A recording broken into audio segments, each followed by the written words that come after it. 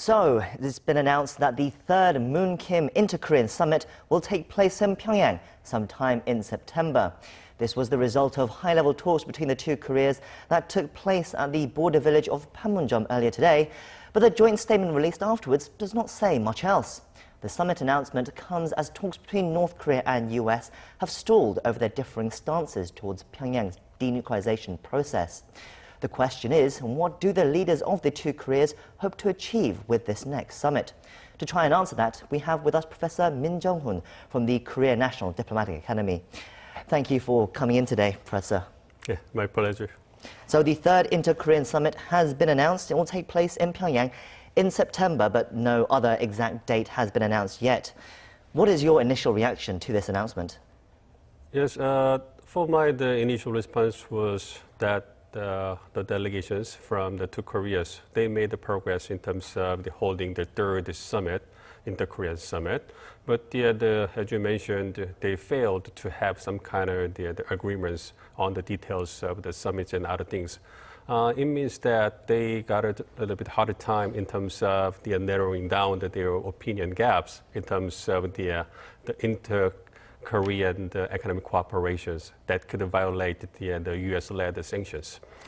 Because the main agendas of today's meeting are to discuss the third Inter-Korean Summit and the review of the implementation of the Panmunjom agreements. So we got just the initial the reports about what they got in terms of today's meeting, just a short 3 sentences the agreements, but it clearly shows that the two Koreas would hold the third Inter-Korean Summit in September in Pyongyang. It means that it's truly the progress in terms of improving the inter-Korean relations, but they got no details about that. It could be read that the North Korea expressed its complaints about the lifting sanctions or the alleviated sanctions, or the South Korea's more active roles in terms of alleviating the economic sanctions on North Korea. So some kind of the speculations possible, but still, again, it is true that the two Koreas got some progress in terms of the holding the third Inter-Korean Summit. Which means that they got some kind of agreement in terms of the move forward in terms of inter-Korean relations, and probably the moving forward in terms of the kind of delaying the North Korea, the U.S. relations. What was interesting about these high-level talks today was the fact that it was North Korea who invited South Korea to take part in them. Normally, it's the other way around. Normally, South Korea is always the one going to North Korea saying, let's hold talks. But why now? Why has North Korea suddenly decided that they want an inter-Korean summit? As I briefly mentioned, the North Korea got some kind of difficult situations in terms of dealing with the United States, in terms of the negotiations on the denuclearizing itself, or the denuclearization process of the Korean Peninsula. As you know, in terms of the denuclearization process, the U.S. and North Korea got their totally different opinions about that. So the North Korea wanted South Korea to take the active role to move forward in terms of that kind of the delaying the process. So the North Korea may want the South Korea to be kind of the facilitating role, probably the President Min Jeong-hun, and try to persuade the United States to provide the kind of the security guarantee measure, or the alleviating the economic sanctions on North Korea, based on their argument that they already taken some kind of the measures in terms of the showing its their sincere will to denuclearize itself. As you mentioned, the joint statement that was released after today's meeting was very short, just 3 sentences. But one of the sentences that did say was that they will continue to carry out the Panmunjom Declaration and work towards it. What's interesting as well, if you look at the North Korean delegation today, it was mostly heavily skewed towards officials who are involved in inter-Korean cooperation projects. Do you think North Korea were deliberately trying to send a message with this kind of delegation? Yeah, possibly, but I'm not sure about that, because we don't have the details of today's meeting yet. But as I mentioned, the main agendas of today's meeting include the they're holding the third Inter-Korean summit and the review of the implementation of the Panmunjom agreements. Mainly, there's talking about the improving the inter-Korean economic projects. But as I mentioned, the improving or the enhancing the relations in terms of the economic cooperation between the two Koreas involve kind of the possibility of violating the U.S.-led sanctions. So, as you know, recently the North Korean state media criticized South Korea not to take the active role in terms of the improving the inter-Korean economic projects. So one of the main agendas of today's meeting was to review the implementation of the Panmunjom Declaration. So as you mentioned, today's the delegation from the North included the officials who deal with the inter-Korean cooperations, like the Kim Yoon-hyuk, the Vice Railroad Minister, and Park Ho-young, the Vice Minister for Land and Environmental Protection. So it was expected that in today's meeting, the North Korean delegation wanted to talk much about the inter-Korean cooperation, such as the restoring and the modernizing the railways and roads connecting the Korean Peninsula. So the North Korean delegation that could push its South Korean counterparts to move forward to implement the Panmunjom agreements. But still, as I mentioned, the going forward in terms of the inter-Korean economic cooperations could violate the U.S.-led sanctions that the international community has imposed to North Korea. So South Korea has nothing to do about that, which means that the South Korea has a little that can do for North Korea by itself. And North Korea is well aware of that. But still, North Korea could push South Korea to take more the active roles to get out of the sanctions. So there could be some kind of the opinion gaps in terms of the economic sanctions in today's meeting. So, So there's a lot to talk about there today, but the fact is that the meeting actually seemed to be very short. We expected it possibly to go into the evening, but it was finished by early afternoon. Is that a good sign or a bad sign?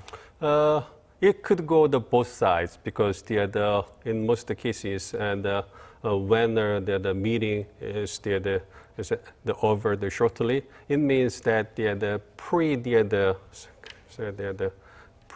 talks or the negotiations, pre-negotiations between the two parties or the working level negotiations went pretty well. So just before the meeting, they just left the one or two the big agreements, which means that the details of the topics of the matters already done or achieved by the working level officials. So then it could be a good sign with the short meeting, but but in contrast, it could be a bad sign if they got still the wide or the different opinion gaps. So they just talked, but before the meeting, but they still just affirmed the opinion gaps. So they could not reach an agreement even in the meeting. So they just met each other and just to say something and just they'll walk away. But for today's meeting, we could see some of the progress in terms of the third Inter-Korean summit, and that will be held in September in Pyongyang. So for today's meeting, the situation would be closer to the situation that I mentioned over the second one. I guess we're speculating on such little detail that's coming out of the talk so far, but one of the details that did come out was the opening statements made by the two officials, the South and North Korean officials. What was interesting about the North Korean official, North Korea's Unification Committee Chairman, Ri Song-kwon, he said, if I quote here, "It's very important that we quickly get rid of obstacles that hinder the improvement of inter-Korean relations. That will be crucial to developing our ties and carrying things out according to schedule. If these issues aren't resolved, then some unexpected problems could occur and our plans could face difficulties." That's quite a warning. What do you think he means by that? So it could be warning in terms of the South Korea's the positions on the economic sanctions on North Korea. As I mentioned, North Korea wanted South Korea to take the more active actions to alleviate the economic sanctions on North Korea, because North Korea argues that it has taken the sincere measures in terms of the denuclearizing itself, but the United States and the international community does not accept that. And so South Korea follows what the international community sees. So in today's meeting, the two Koreas just affirmed the opinion gaps on the economic sanctions. So the Lee Sung-kwon, the center, the warning to South Korea to take the more active roles in terms of the alleviating the economic sanctions. But I don't think that the warning is too serious and break the negotiation the situation. So the U.S., as you've mentioned, and South Korea have made their positions clear on sanctions. Do you think North Korea would have brought up the topic today, or do you think that's something that they have kept for the summit between Moon Jae-in and Kim Jong-un later? Is that something they're saving? Is that something that can only be resolved by the top men of those of North Korea and South Korea? Well, we need to think about what North Korea wants from the United States in terms of denuclearizing itself. The what North Korea wants from the United States is two things. The first is to get the economic sanctions lifted and getting the security guarantee measures from the United States. But so far, in terms of North Korea and their argument, the country has got nothing in terms of the goals it wants to achieve. So I expect that North Korea continues to argue that the U.S. and the South Korea and the international community needed to lift the economic sanctions on North Korea, as well as they're making arguments on the security guarantee measures. So, but again, the North Korea doesn't want to walk away from the negotiations. So, although North Korea would continue to make arguments on the alleviating or the lifting economic sanctions, but still that tone should be maintained low. But again and again, it argues to lift the economic sanctions. Then, but that's just the typical of the negotiation process. So I expect that we will continue to see such arguments again and again during the negotiation process. Also, you mentioned briefly there, one of the issues that North Korea has also been very much stressing in recent weeks is about formally declaring the end of the Korean War. Again, that could have been brought up today, but I suspect it's probably, again, too big a topic for those officials today to talk about. Is that something that they will try to make progress on in the summit in September, do you think? Yes, I think so, because the South Korea and North Korea, possibly China, want to have the situation where the 3 or 4 countries to make the declaration to end the Korean War. But at this time, United States got a little bit different opinions about that, and the U.S. argues that the U.S. could take such kind of the step only after North Korea takes their kind of the visible measures in terms of denuclearizing itself. So still we got some kind of way to make the declaration come true. But the 3 countries want, and they work together, and they share opinions and try to narrow down their opinions about the measure. So they getting the closer and closer.